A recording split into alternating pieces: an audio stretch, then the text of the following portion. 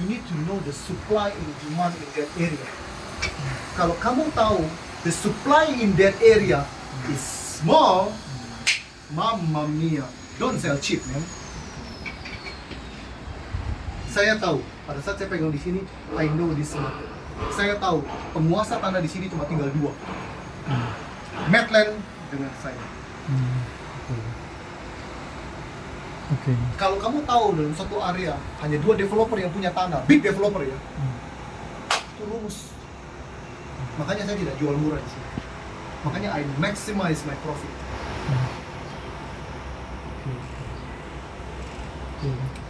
Di Karangtengah saya paling mahal, to the point aja man. Tidak ada yang mendekati harga saya. Walaupun dibanding Medland ya? Hah? Walaupun dibanding Medland. Kalah jauh. Wow.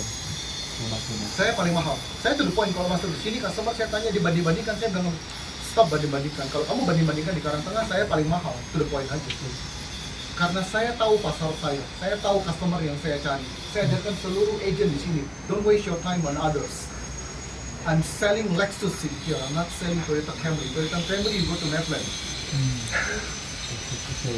Tapi kamu tidak bisa mengatakan segitu saja. Kalau kamu mengatakan begitu aja, customer nggak percaya ya, nggak laku barang kamu. Kamu harus backup dengan hal-hal yang nyata.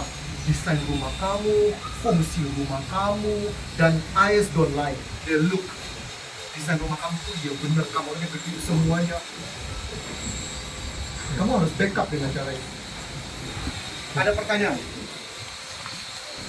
Nggak ada, kita lihat unit terakhir yaitu lebar 7. Kebanyakan orang kalau sudah lihat lebar ini, tipe ini, lihat lebar 7 bete. Tapi lebar 7 saya, lakunya harap jatuh, mulai dari 3,4 sampai dengan 4,2. Pak, kalau calon konsumen datang, menurut Bapak dikasih lihat yang lebar 9 dulu atau 7 dulu? Saya lebar 7 dulu. Biar dia ngerasa Iya. bagus yang sini? Iya. Dia sudah lewat lebar 7, lewat sini dia langsung lupa. Tapi at the end of the day, beda lebar 7 saya sama lebar 9, bedanya 1,4 miliar. Jadi banyak yang setelah lihat lebar 7, lihat sini, bete di sana, tapi lihat harganya Balik kembali ke ke sini. Ujung-ujungnya duit juga Pak Agung, bener toh, please deh. Tapi saya selalu latih tim saya agent. Pada saat sebelum bawa masuk, cek budgetnya customer. Customer itu punya budget. Makanya, karena pertanyaan ini saya jelaskan. Ada yang bertanya kepada saya, Rodi, kenapa kamu tidak keluarkan tipe tengah? Kan rata-rata property developer keluarkan 3 tipe dalam satu area. Saya tidak mau keluarkan tipe tengah. Karena pengalaman saya, tipe tengah, salah satu tipe itu pasti nggak laku. Sisa.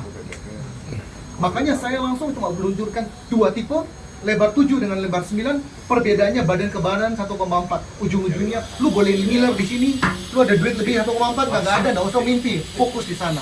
Nampak. Coba kalau saya luncurkan ada lebar 8, pasti morat-marit. Ya.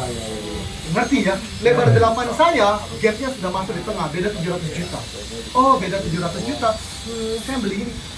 Pasti ngambilnya lebar 8, lebar 7 saya sisa. Itu pengalaman saya.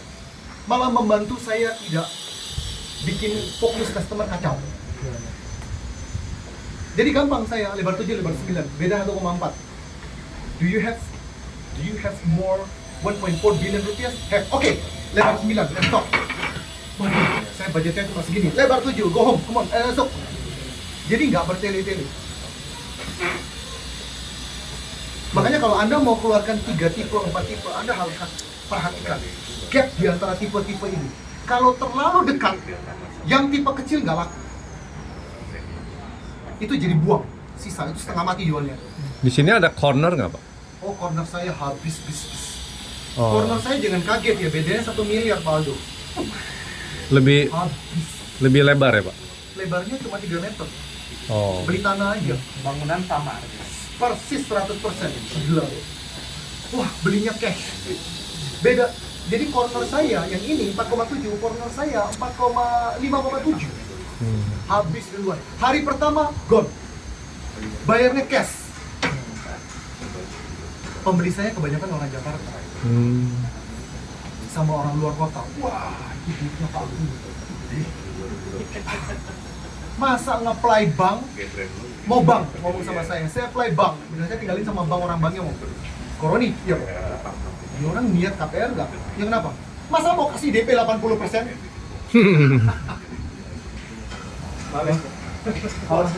Kalau Oh yang bener aja kok ngapain? Oh saya cuma kebutuhan untuk butuh Kepastian. klaim untuk create record di bank itu. Oh, iya. Oh langsung tolak dan mau bikin capek malu tapi itu menjelaskan kepada anda kekuatan bayarnya pasar menengah atas gila. Saya nggak ada krisis di sini. Nggak ada. Penjualan terburuk saya bulan lalu pada saat pengumuman bensin cuma 5 unit. Rata-rata saya jual di sini 9, 12. Dan pembayarannya sekarang sudah cash, KPR Express, gila, nggak ada cicil-cicil lagi, nggak ada. Padahal apa? Makanya property developer ya, Anda nggak bangun, ada dua hal yang terjadi. Batalan Anda banyak. Dan pasti Anda tidak telah bangun, budget RAB Anda meledak. Karena kontraktor yang sudah agree dengan Anda 2 tahun yang lalu tidak akan menghormati harga ini. Seluruh kontraktor di seluruh Indonesia yang sudah tanda tangan kontrak tahun lalu aja, tahun ini minta ganti. Tahun ini gila kenaikannya. Makanya proyek yang telat bangun itu pasti jebol. Kedua, proyek yang telat bangun batalan banyak. Orang masuk angin. Ada satu proyek PIK 2, saya nggak jelekin. Satu cluster. Clusternya starting with P, Anda bisa cek. Dia umumkan serah terima 5 tahun rumah. Saya langsung ngomong sama teman-teman saya agent, if you sell that project, lu hati-hati. 5 tahun itu, nanti tahun kedua orang masuk angin. Dia bisa dapat rumah lebih murah. Dibatalin. Rumah nggak boleh lama-lama. Karena rumah konsepnya adalah apa? End user. Rumah bukan untuk investor. Apartemen kecil itu adalah untuk investor. Lu bangun 5 tahun telat nggak apa-apa. Yang penting lu bangun. Investor paling ngomel ngamuk-ngamuk sama lu paling bayar dia penalti yang per milnya dia. Tetapi rumah, lu harus bangun. Karena itu, rumah dari dulu di Indonesia desainnya adalah untuk end user. Lu nggak boleh bangun lama-lama. Goldland selalu terkenal. Laku nggak laku bangun. Sebelum launching bangun dulu. Dan itu membantu pemasaran saya. Pembangunan tercepat di Indonesia ada di sini. Kita bangun ini cuma 1 tahun 4 bulan. berapa unit? Nah, 350. 2 tahap, 116. 16 satu tahun. Tidak ada yang lebih cepat karena saya pada saat saya luncurkan 1 Mei saya mulai luncurkan, saya dapat mulai penjualan pertama Juli langsung kita bangun. Gila, cuma 3 bulan kita bangun. Setelah itu kita non-stop, laku nggak laku bangun. Makanya developer yang mohon maaf ya, yang mengandalkan laku baru bangun, customer tahu. Sistemnya berarti di sini bangun dulu ya. Kita bangun dulu. Berapa banyak? Dalam kuota bangunan soalnya belum laku. Mungkin udah siapa 10 Juni habis 1 bangun lagi. Direksi menargetkan saya dalam satu blok 30% sudah booking fee bangun. 30% bangun. Bangun. Saya pokoknya capai 30% bangun. Makanya bagi saya, pada saat kalau saya megang proyek, saya harus ngejar gigitan pertama 30%. Roni terkenal begitu. Kalau mau pakai saya akan kejar penjualan gigitan pertama 30% agar memaksa developer mulai bangun. Karena itu efeknya bagus, positif. Agar yang 30% lancar cicilannya dan muncul penjualan kita. Customer itu ingin lihat pembangunan yang nyata, bukan ngomong akan. Sudah banyak kejadian customer beli rumah nggak jadi kan? Bukan hanya nggak jadi, kalau nggak jadi ya sudah dia langsung marah-marah sekali. Tapi kalau pembangunannya telat, nah itu bikin jengkel orang. Cash flow-nya gimana? Apa? Cash flow-nya gimana? Kalau 30%. Don't ask. Tadi 30% berarti orang bayar dulu ya. Beli dulu baru bangun. Ya, saya terima booking fee 50 juta sama cicilan kedua. Artinya tidak dibangun cuma stok dulu sebelum nanti. Tidak. Saya pada saat launching saya jual gambar. Masuk 30% saya menerapkan share kepada semua tim saya.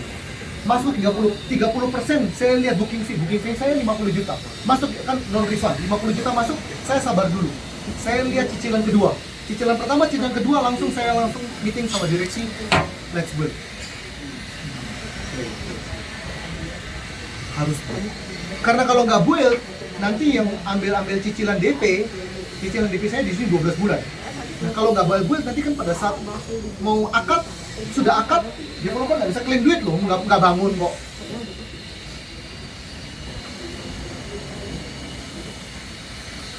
Ada pertanyaan. Jadi kuncinya memang adalah di kecepatan penjualan. Ya, makanya kalau proyek gigitan pertama itu nggak boleh gagal. Ngerti ya?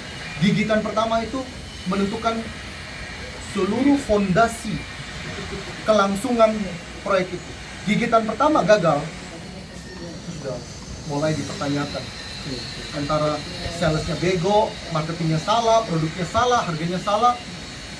Gigitan pertama 6 bulan. Saya selalu mengatakan the honeymoon period of any property developer is 6 months. Honeymoon periodnya 6 months means the day you launch, in the next 6 months will determine proyek ini bisa jalan atau enggak. Makanya kalau 6 bulan Anda nggak gigit, susah. Karena kenapa? Anda akan kena, berarti Anda akan molor kan pembangunan Anda. Tipikal di Indonesia, meskipun sekali lagi itu jangan dianggap sebagai omong standar ya. Itu pengalaman saya. Beda di luar negeri. Itu pengalaman saya. Saya selalu perhatikan developer itu launching. Dia 6 bulan pertama dia nggak mau bangun dulu. Wajar, dia mau tunggu dulu.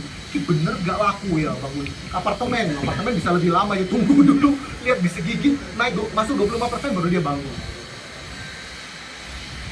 Kalau di luar negeri enggak, di luar negeri kan harus bangun. Kalau enggak kan you go to jail, kan ada uang taruh di escrow account. Di luar negeri masuk akal karena bunganya kan rendah. Indonesia kan bisa high interest rate country, nggak bisa. Mana ada developer kayak Pak Henry begini, nggak ada. Ini mah raja uang bagong ini. Nggak ada kayak begini, nggak ada. Jadi 6 bulan pertama adalah segalanya proyek itu. Pak, pengen tahu harganya berapa? 4,7. Hah? 4,7. Luas tanah, sorry saya dapat kurang. Luas tanah, luas bangunan. 120. Bangunan 220. Nanti tanahnya 815. 7 kali 13. Tanah saya kecil. Tapi harga saya mahal. Nah, Anda bisa jual tanah kecil harga mahal, nah itu jempolan.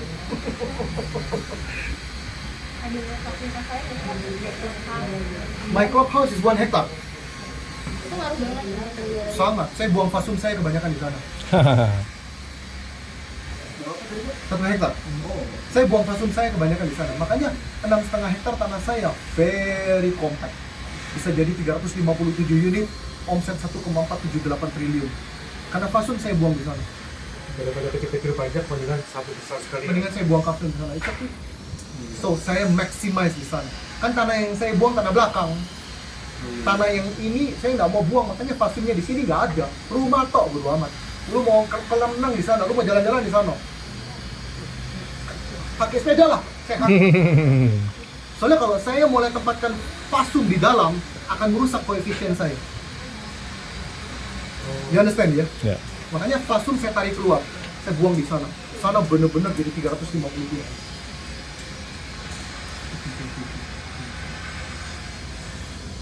Ada pertanyaan?